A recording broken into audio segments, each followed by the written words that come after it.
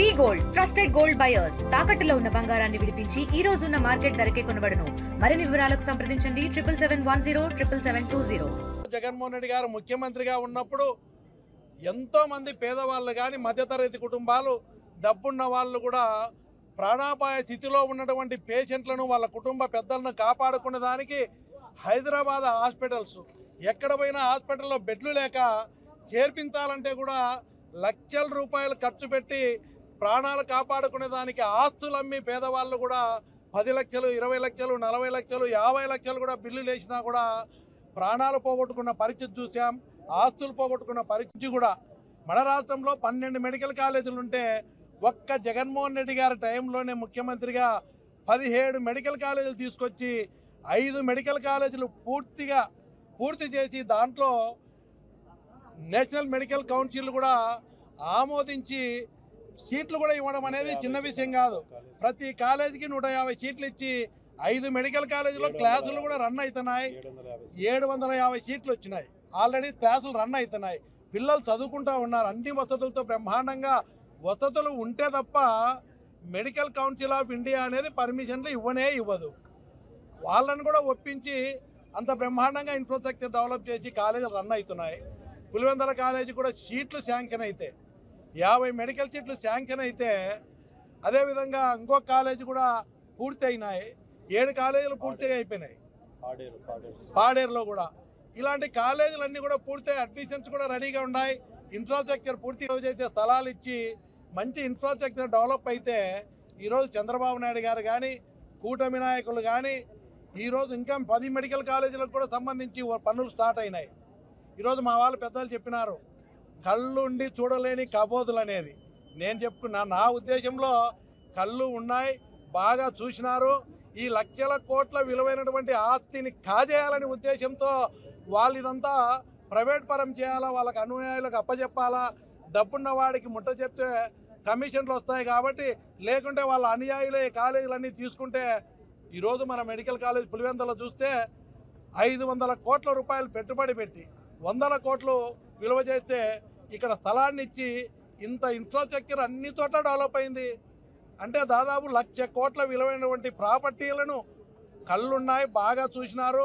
వాళ్ళకు అవసరమైనటువంటి ఎమ్మెల్సీలను కూడా పంపించి అన్ని చూసుకున్న తర్వాత ఇది ఎట్లయినా కాజేయాలనే ఆలోచనతో జగన్మోహన్ రెడ్డి మీద తప్పుడు ప్రచారాలు చేసి ఏం కట్టలేదని చెప్పి ఇది మా కట్టడం చేత కాదని చెప్పి చేతులు ఎత్తేసినారు.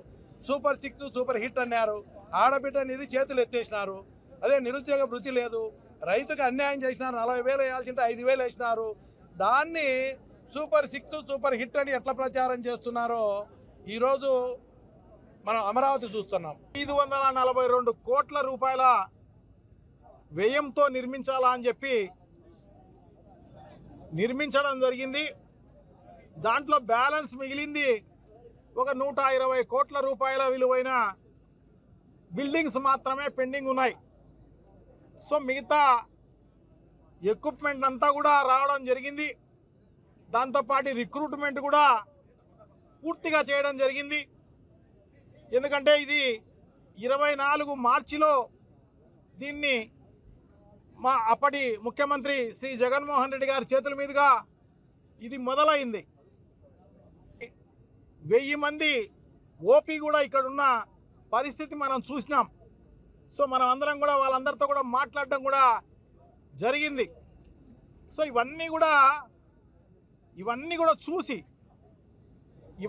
చూసి ఎందుకంటే చూసినా కూడా కళ్ళున్న కబోదిలాగా అంటే వాళ్ళకేమో కళ్ళున్నాయి, ప్రజలందరినీ కబోదులను చేయాలన్న ఉద్దేశంతో ఆ రకంగా ఎమ్మెల్సీ గారిని పంపించి రామ్ గోపాల్ రెడ్డి గారిని ఆయన ద్వారా ఇదంతా కూడా బ్లఫ్ చేసే కార్యక్రమం, మోసం మళ్ళీ చేయాలి, ప్రజలకు అబద్ధాలు మళ్ళా చెప్పాలా అని చెప్పేసి ఈ కార్యక్రమం అంతా కూడా చేసిన పరిస్థితి. 120 కోట్లకు సంబంధించిన ఇంకా బిల్డింగులు దాదాపు 70%, 80%, 90% కొన్ని రంగులు మాత్రమే పెండింగ్ ఉన్న పరిస్థితి మనం చూసినాం. సో అవన్నీ కూడా ఎందుకంటే ఇది 5 ఏళ్ల కాలం చేయాల్సిన ప్రాజెక్ట్, ఇది ఒక్కసారి చేసేదేం లేదు. సో ఒక్కసారి ఎందుకంటే ఎన్ఎంసీ ఇది నేషనల్ మెడికల్ కౌన్సిల్ వాళ్ళు పర్మిషన్ ఇచ్చినారు అంటే వాళ్ళ మొదటి సంవత్సరానికి సంబంధించిన ఇన్ఫ్రాస్ట్రక్చర్ అంతా కూడా ఉంటుంది అని చెప్పేసి వాళ్ళంతా కూడా పర్మిషన్ ఇవ్వడం జరిగింది. పోరాటం చేస్తుంది ఈ కాలేజీల కోసం, ఎందుకంటే ఇది ప్రజల కోసం. మరి ఆనాడు జగన్మోహన్ రెడ్డి గారు ప్రారంభించిన కాలేజీలు కానీ మరి హాస్పిటల్స్ కానీ ఇది పేదలకే మరి ఆ వైద్యాన్ని అందించాలి, అది ప్రభుత్వ పరంగానే నడవాలి అని చెప్పి వైఎస్ఆర్ కాంగ్రెస్ పార్టీ నాయకులమైన మేమందరం కూడా పెద్ద ఎత్తున మరి విద్యార్థులను మరి అందరిని కలిసి వచ్చే పార్టీలందరినీ కూడా కలుపుకొని రాబో రోజుల్లో పెద్ద ఉద్యమాన్ని తీసుకొస్తాం.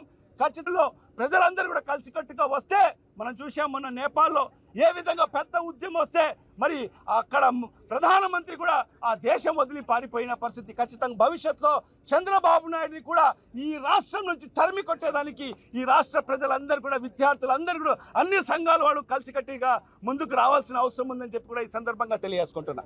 తెలుగులో న్యూస్ కి ఫాస్టెస్ట్ యాప్ ఇప్పుడు టోటలీ న్యూ అవతార్లో జస్ట్ 5 seconds లో కంప్లీట్ న్యూస్, సోషల్ మీడియాలో ట్రెండ్స్ కి one stop solution, live TV app, voice search option తో ఇప్పుడే డౌన్లోడ్ చేయండి లేదా అప్డేట్ అయిపోండి. యాప్ లింక్ డిస్క్రిప్షన్ లో ఉంది.